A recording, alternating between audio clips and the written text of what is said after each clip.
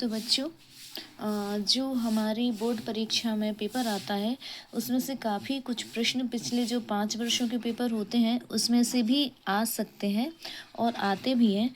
तो यहाँ पे मैं आपको हाई स्कूल मुख्य परीक्षा वर्ष 2024 का जो प्रश्न पत्र है उसके एक एक अंक वाले जो भी 1 अंक वाले प्रश्न हैं उनको मैं आपको बता रही हूँ। आप इनको याद रखिएगा, इनका एक बार रिवीजन करके जाइएगा, क्योंकि पूर्व प्रश्न पत्रों में से अक्सर ही आपके प्रश्न फंस जाते हैं। तो हम इनको हल करना शुरू करते हैं। तो सबसे पहले है सही विकल्प चुनकर लिखिए। पहला प्रश्न यहाँ पे पूछा गया था, द्विघात बहुपद ए एक्स वर्ग धन बी एक्स धन सी का आलेख किस प्रकार का होता है। तो जब मैंने आपको इस चैप्टर के बारे में बताया था अपने पुराने शॉर्ट में, तो आप वहाँ पे देख सकते हैं। वहाँ मैंने बताया था कि जो इसका आलेख बनता है, द्विघाती बहुपद का जो आलेख बनता है वो परवलय होता है। कैसा होता है? परवलय। कुछ इस तरह की आकृति आपने अपनी किताब में देखा होगा, इस तरह से दिए हुए हैं। जो प्रश्नावली है हमारी 2.1, उसमें इस तरह के प्रश्नों को भी हमने हल किया हुआ है। तो इसका सही उत्तर है परवलय। इसके बाद अगला प्रश्न है, रैखिक समीकरण युग्म a1 x धन b1 y धन c1 बराबर 0 एवं a2 x धन b2 y धन c2 बराबर 0 आश्रित एवं संगत होता है जब। तो यहाँ पे हमें 4 स्थिति दी है, जिसका सही उत्तर है a1/a2 बराबर b1/b2 बराबर c1/c2। मैंने इसके बारे में भी एक वीडियो अपलोड किया था, आप वहाँ पे देख सकते हैं। तो मैंने वहाँ पे संगत और आश्रित संगत दोनों को मेंशन किया हुआ है। इसके बाद जो हमारा तीसरा प्रश्न दिया है वो है, द्विघाती समीकरण ए एक्स वर्ग धन बी एक्स धन सी बराबर 0 के कोई मूल वास्तविक नहीं होते हैं यदि। अब मूल वास्तविक नहीं होते हैं यदि, तो इसके बारे में भी हमने पढ़ा हुआ है। जहाँ हमारा विभक्तिकर 0 से छोटा होता है तो मूल वास्तविक नहीं होते, अर्थात काल्पनिक होते हैं। तो स्थिति क्या होगी? ये डी विकल्प सही है। बी वर्ग ऋण 4 AC छोटा है किससे? 0 से। इसके बाद अगला प्रश्न है, एपी का अर्थ होता है समांतर श्रेणी। ऋण 3 ऋण 1/2 2 का 11वां पद है। तो इसको आप हल करेंगे सूत्र लगा के, जहाँ सूत्र होता है हमारा an बराबर a धन n-1 गुणित d। इससे इसका उत्तर सही क्या आएगा? 22। इसके बाद 5वां प्रश्न है, ये थोड़ा किताब से जो बहुत ही डीप होता है वहाँ से लिया गया है ये वाला प्रश्न, कि प्रसिद्ध यूनानी गणितज्ञ थेल्स का समय काल है।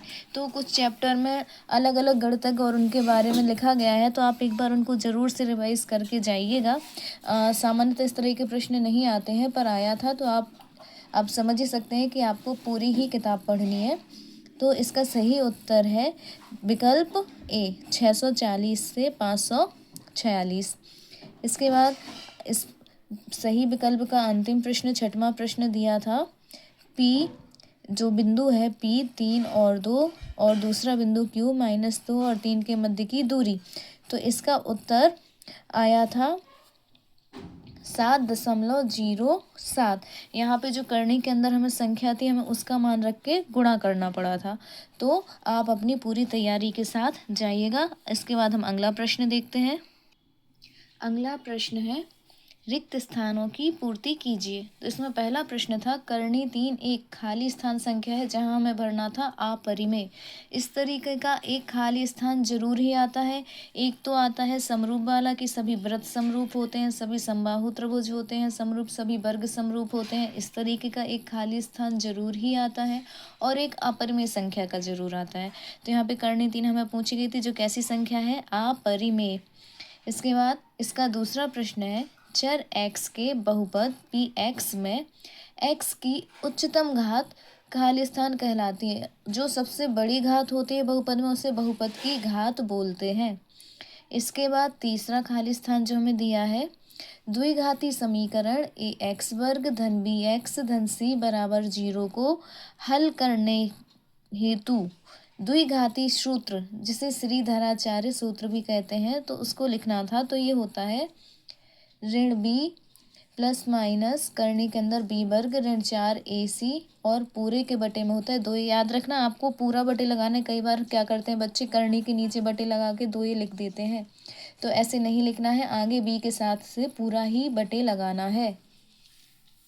इसके बाद अगला प्रश्न है, समांतर श्रेणी 7,13,19 से पद है अगला, आखिरी पद है 205 में पदों की संख्या। तो ये संख्या निकल के आएगी आपकी 34। यहाँ भी वही सूत्र लगेगा, an बराबर a धन n-1 गुणित d। इसके बाद अगला जो प्रश्न है 5वां, सभी खाली स्थान त्रिभुज समरूप होते हैं। तो यहाँ भरना है समबाहु। जैसा कि मैंने बताया था, इस तरीके का एक खाली स्थान जरूर ही आता है। अगला है, आर त्रिज्या वाले वृत्त के एक त्रिज्याखंड जिसके कोण अंशों में थीटा है और संगत चाप की लंबाई खाली स्थान होती है। तो यहाँ पे हमें चाप की लंबाई का सूत्र लिखना है। चाप की लंबाई का सूत्र होता है 2πr गुणित थीटा बटे 360। इसके बाद हम चलते हैं अगले प्रश्न पे।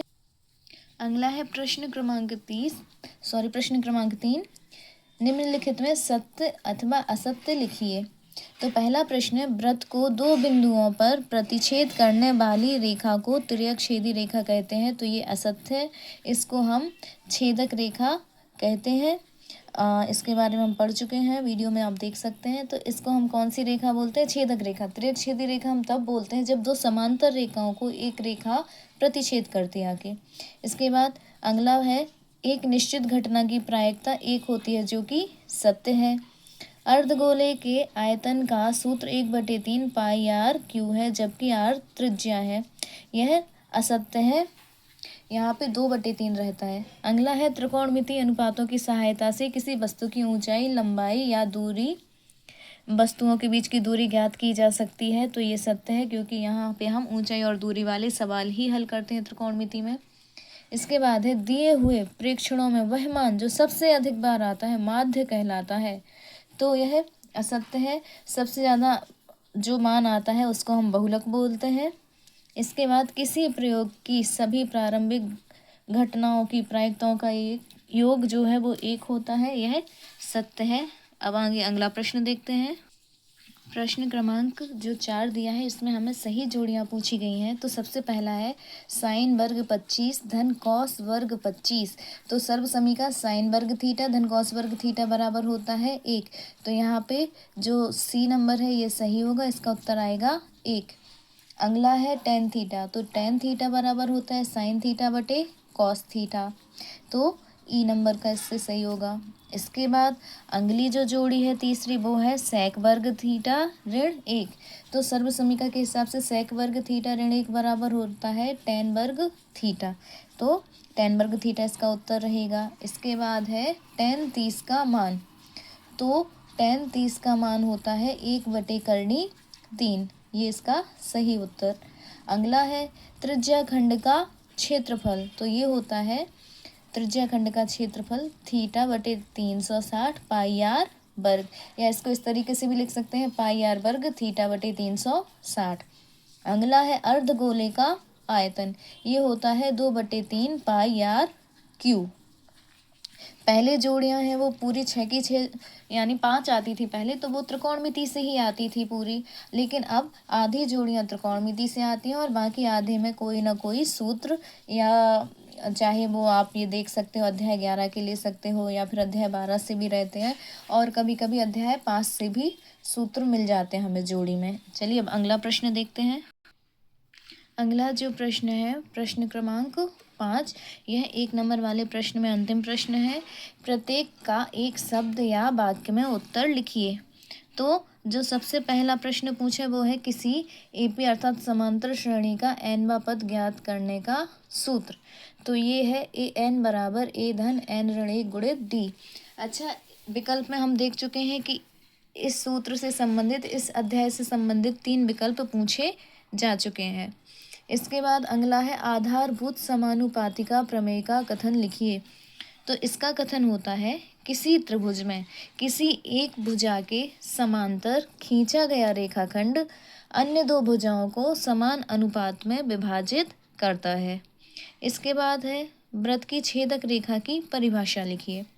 तो वृत्त की छेदक रेखा वह रेखा होती है जो वृत्त की परिधि को दो बिंदुओं पर प्रतिच्छेद करती है।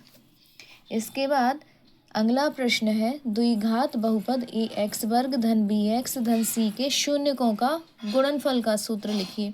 तो अल्फा इंटू बीटा बराबर होता है सी बटे ए। इसके लिए आप जो भी डिटेल है वो वीडियो में देख सकते हैं। इसके बाद अगला प्रश्न है वृत्त के स्पर्श बिंदु की परिभाषा लिखिए। तो वृत्त का स्पर्श बिंदु वह बिंदु होता है जो उस वृत्त की स्पर्श रेखा और वृत्त की परिधि के उभयनिष्ठ बिंदु से बनता है, अर्थात वृत्त तथा उसकी स्पर्श रेखा के उभयनिष्ठ बिंदु को स्पर्श बिंदु कहते हैं। इसके बाद आखिरी इसमें प्रश्न था एक वृत्त के वृत्तखंड के क्षेत्रफल का सूत्र लिखिए। तो जो वृत्तखंड का क्षेत्रफल है वो होता है त्रिज्याखंड का क्षेत्रफल ऋण संगत त्रिभुज का क्षेत्रफल। तो ये एक एक नंबर वाले प्रश्न थे सारे जो हमने यहाँ पे कवर किए हैं। आप इनको बहुत अच्छे से पढ़िए और याद रखिएगा। हो सकता है 2024 के पेपर का कुछ मैटर आपको 2026 में भी देखने को मिल जाए। इसके बाद हम आगे पेपर को हल करेंगे अगले वीडियो में। धन्यवाद।